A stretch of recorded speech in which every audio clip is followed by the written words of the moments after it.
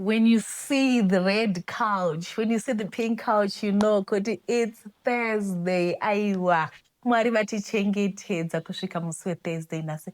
Tadzoka zvekare nechina chamadzimai. I hope you are well, guys. Nokutendai nefeedback yamanga muchitipa kubva last Thursday kusvika musi ranhasi. Pose patinonzwa kuti kwaita sero kati kwaita zvinhu zvakachipa, tinomhanya. Why? Because tinoda zvinhu zvakachipa, zvinhu zviri affordable. Pane kuda zvinhu zvakachipa, then being a cheap person.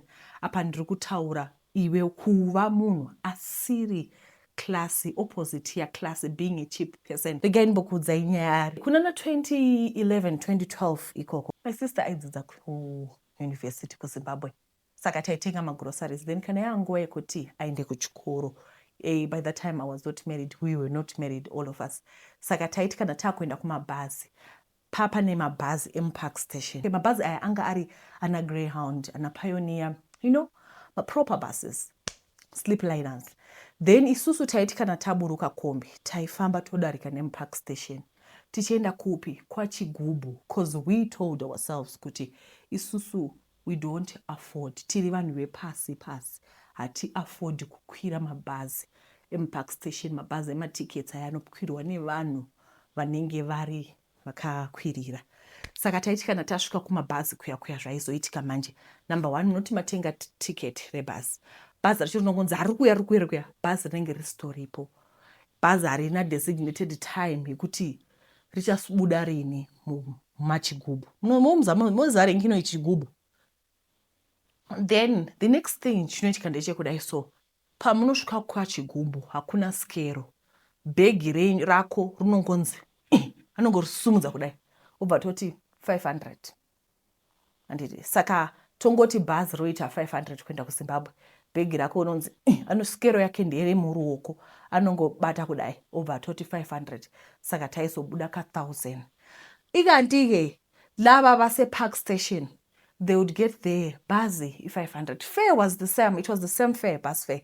Bhazi 500 obva wanzi plus 30 kgs free. Luggage yako yobva yaiswa paskero, wotoona kuti it's actually less than 30 kgs, saka wabhadhara 500. But nementality yekuzviudza kuti isusu tiri vanhu vepasi, isu tideserve kupinda mupark station, taiguma tatobhadhara mari yakawanda kusina service yakaita semupark station.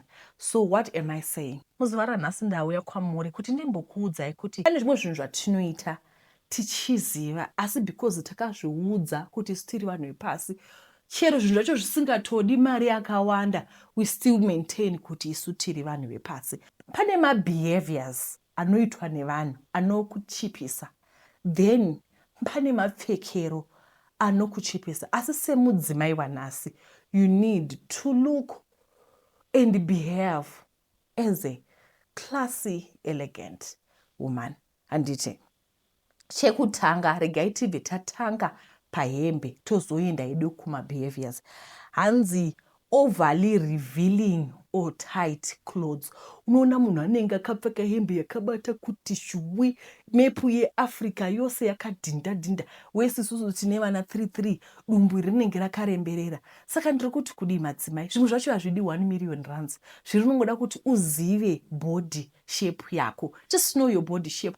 Wonotenga hembe dzisingakubati, because we always believe kuti kupfeka zvinhu zviri skimpy, zvinobata, zvinoita kuti unzi uri sexy. Izvo bodo unenge wadorashika kwai that is dressing for the male gaze, but even male gaze achibamba chinotaura kuti this is not nice. Handiti munhukadzi ziva structure yako kuti ndiri munhu akasikwa zvakadai, ini ndine dumbu, saka ngativharei dumbu, ini ndine apa pasina kumira zvakanaka kuda handina hipu, ngatipfekei hembe dzinoenderana nebody shape. Kupfeka zvinhu zviri too tight or too revealing zvinokuluzisa, zvinokuchepesa.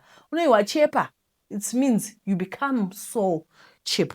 Alright, number 2, excessive bling or logomania. Tutata mani yekuti wakapfeka malogo.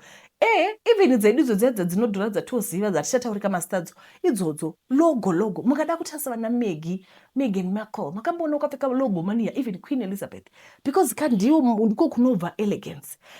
Ndoda kuti guys mukabva panapa munomboona mareal housewives of what mumboona zvavanopfeka. Makamboona kana one painotanga so vachiadvertise makamboona kana one yakapfeka zvinhu zvakamuti mpimpi vane vakapfeka madress ndinorevesa vane vakapfeka madress ende vanenge vakachena zvisiri not revealing pasina malogo. Ndoziva kuti all of us financially we are at different stages in life.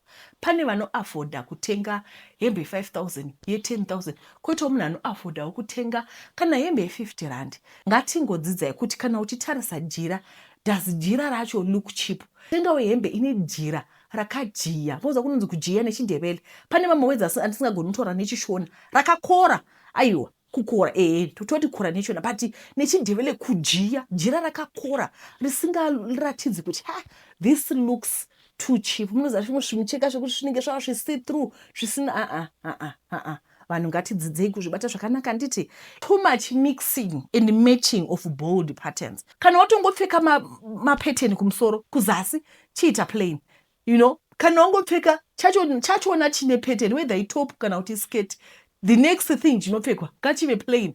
Kwete kubva waita unge Christmas tree makala aiwa zvinhu zvisina kunaka. Then takuya paflashy and neon colored clothes. Pane mamwe color, pane chimwe orange zvine zvakati pa nechimwe zvigreen zvakati pa hanzi kana muchimboona vanhu mundoda kuti mumbotaridza even mamovie aTyler Perry mukada kutarisa kuti vakadzi vachona vanenge vakapfeka sei, vanenge vakapfeka makala akanaka. Musazoti hembe yangu iri flash ndiri kuona kuti iri but ndati neon colors uchiti pa kuda kuwa isambototwa kutoqubuka nyongo. Tine imwe nyongo inopenga yekutotiwa kutoqubuka ndakutoenda muchimbuzi ndaona hembe yegreen ndoda kundirudzisa. Avoid those colors. Clothes with visible stems, tears or poor craftsmanship. Hembe yakunoona kuti iyi ine mastain. Kungopfeka hembe yakasviba kunokuita kuti uluke cheap.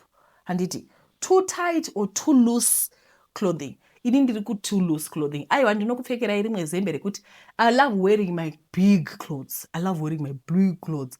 But aiwa to make a short pa waist zvinenge zvakabata nditi. Because kana dzikanyanya ubata kudai so nekuzobara kwatakaita nematumbo. But hanzi too tight. Dzikazonyaita too tight zvinokuchepesa. Visible underwear and bra strap. Utoli ukuthi umuntu usegqokile pressure nayi la. Isi like zvisina style wangopfeka pavanhu. Apa unenge uchitaurisa bati kudai.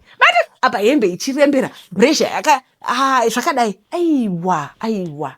Even kuti skirt wakaipfeka zvine zvati mpimpi zvinokulukisa cheap. Zvinokuchepesa madzimai. Alright. Takuenda kubehavior. Pane mamwe mabehaviors anoitwa nevanhu ekuti prayer yakuoneka.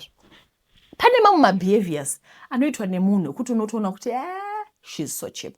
So we get to Kwekwe Nando's.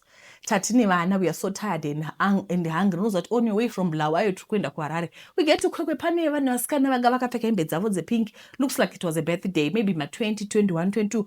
Vava nevhudzi rakanaka, vava vakachena zvakanaka. They were looking very beautiful. But vasikana vaiita noise. Guys, what's wrong with you? It makes you cheap. Ndakazosvika pakutoti kutokumbira manager kuti tokumbira kuti vasikana vari Joseph volume vari kuita noise. It's cheap. It makes you cheap.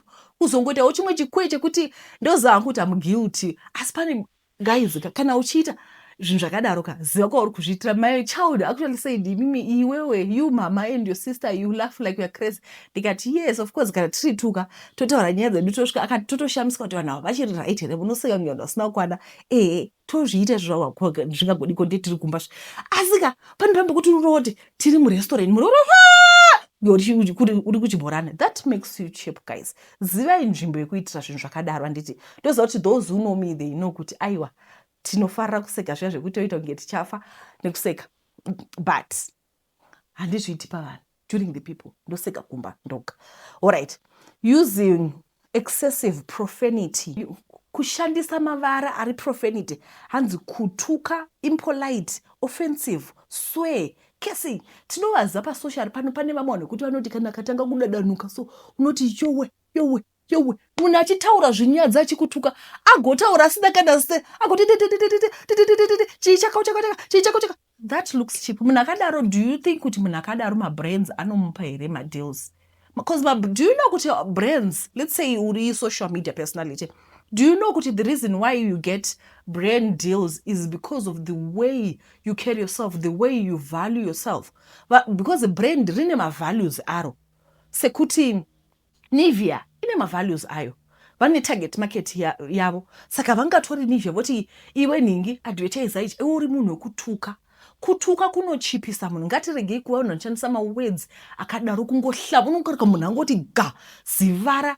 Like the act, saying it in its word, that's not good. Zvinhu zvisina kunaka. Even kutuka vanhu. Zvinhu zviri kuratidza kuti uri munhu wemustreet. Regei. Bragging about material positions or wealth during the people. Wasvika pavanotaka kuti, hey, phela mina ngilendlu. I have a house. You don't know. I have a house. Where do you stay? Because me, I have a house. I have a double-story house. That is cheap.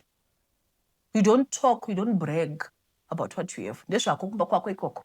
Gara nazvo. Muzvirege madzimai izvozvo. Then being rude or dismissive to service staff. Unoziva kuti chero kurestaurant, you don't have to be rude. Handiti? Alright. Then, sekutaura kwandakamboita, kuti pane zvimwe zvinhu, sekuti kudla bubblegum, kunwa. Makambona Gautrain. Those who have been in the Gautrain, you are not allowed to eat a chappies in Gautrain. You're not allowed. It's street tendencies. Pane mama tendencies atinoita semadzimai. Ekuti unosona kuti apa pana munhu apa. Nezuro ndakaenda ku DHL. I was sending a parcel in the UK. I get there. Pamba nemusikana angarima. Akutotaura zvinhu zvake. Achishedzera madzimai. That is so wrong. Ngatingodzidzai kuzvibata zvakanaka. Ndoziva kuti zvidzidzo izvi zvakadai hazvipo musociety medu. Takuchingorarama. Even tichikura isusu pataita Olive handizi curriculum yakazochinja. Taidzidziswa nonzi ma-registers chaiwo. Kuti if you see an old woman carrying bags, what do? You help her. If you see someone doing this, what do? Ukaona munhu ane vheji regreen pazi unoti miriwo muriwo yamufashoni kamazuva ano uchiona munhu. You don't do that. So this is a way of teaching us, tichidzidzisana semadzimai kuti how do we behave. Pane mamwe behaviors akashata fani. I remember when I was in Form 2, I used to sweat a lot. I used to sweat a lot. Then I was like, okay, ndaidza kuchezea gokwe high school. So I'm sweating. And desha msika kuti saka ndoita sei kuti ndisaswete. But no one will tell me about the roll-on. Saka we also want to talk to our kids. We teach them grooming so that vana vedu vange vari on to raise a generation that is different, that is not known for roll-on. Okay, guys, sokutendai nekuona chirongwa kwamaita. Mwari kuitire zvakanaka. Musarega kusuggesta. Todzoka zvekare next week nedzimwe nyaya dzenyu dzamunoda kunzwa. Tatenda. Bye bye.